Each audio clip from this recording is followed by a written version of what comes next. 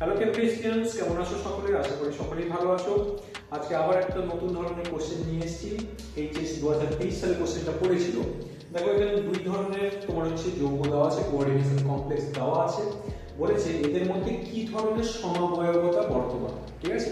এবং এই দুটো যৌগকে কিভাবে তুমি হচ্ছে শনাক্তকরণ করবে বা কিভাবে তুমি হচ্ছে পৃথকীকরণ করবে, ঠিক আছে? তাহলে এই যে যৌগটা যেটা দেওয়া আছে, এটাকে যদি আমরা আয়নিত করি তাহলে কি কি আয়ন পাবো না? CO NH3 Cl উপরে 2+ আর হচ্ছে সালফেট আয়ন, এটা একটা পাচ্ছি। আর একটা কি পাচ্ছি না, এই যৌগের ক্ষেত্রে যদি ভাঙি তাহলে CO NH3 SO4 উপরে প্লাস আর হচ্ছে Cl-, ঠিক আছে? তাহলে তুমি দেখতেই পাচ্ছ যে দুটো যৌগের ক্ষেত্রে আলাদা আলাদা তোমার হচ্ছে আয়নগুলো উৎপন্ন হচ্ছে, ঠিক আছে? মানে এই দুটো যৌগের আণবিক সংকেত হওয়া সত্ত্বেও যেহেতু দুটো যৌগ আলাদা আলাদা আয়ন উৎপন্ন করতে পারছে, তাই এই ধরনের সমবয়বতাগুলোকে বা এই দুটো যৌগের মধ্যে যে সমবয়বতা দেখা যায় তাকে আমরা বলবো কি না, আয়ন-আয়ন সমবয়বতা। আয়ন-আয়ন সমবয়বতা। বোঝা গেল কি বললাম? তাহলে ফার্স্ট কোশ্চেন হয়ে গেল। এবার হচ্ছে এই দুটো যৌগকে কিভাবে আমরা শনাক্তকরণ করব, ঠিক আছে?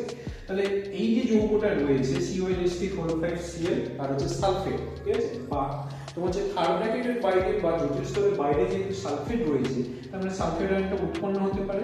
তো সেই জন্য আমরা কি করছি না, যৌগটার মধ্যে যদি বেরিয়াম ক্লোরাইড আমরা দিই, ঠিক আছে? তাহলে কি দেখতে পাবো না, বেরিয়াম সালফেটের সাদা বর্ণের পদক্ষেপ কিন্তু আমরা দেখতে পাবো, ঠিক আছে?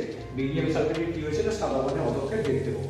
কিন্তু এর মধ্যে যদি আমরা বেরিয়াম ক্লোরাইড দিতাম তাহলে সেক্ষেত্রে কিন্তু কোনো বেরিয়াম সালফেটের সাদা বর্ণের পদক্ষেপ কিন্তু উৎপন্ন হতো না, বা কোনো ধরনের সাদা পদক্ষেপই উৎপন্ন হতো, ঠিক আছে? আবার এই যৌগটার ক্ষেত্রে যেহেতু ক্লোরিনটা তোমার হচ্ছে বাইরে রয়েছে, তাহলে ক্লোরিনটা আয়নিত হতে পারছে ক্লোরাইড আয়ন হিসাবে। তাই এই যৌগটার ক্ষেত্রে যদি আমরা সিলভার নাইট্রেট ব্যবহার করতাম, তাহলে সিলভার নাইট্রেট দিলে কি হবে না, একটা Cl এর সঙ্গে যুক্ত হয়ে সিলভার ক্লোরাইডে সাদা বর্ণের পদক্ষেপ উৎপন্ন হবে, ঠিক আছে?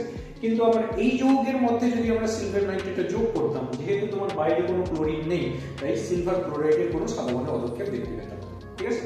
তো এইভাবে হয় বেরিয়াম ক্লোরাইড অথবা সিলভার নাইট্রেটের মাধ্যমেও আমরা এই দুটো যৌগকে কিন্তু পৃথকীকৃত করতে পারি, ঠিক আছে? আর এই দুটো যৌগের মধ্যে কি ধরনের সমবয়বতা রয়েছে না, আয়ন-আয়ন সমবয়বতা, ঠিক আছে?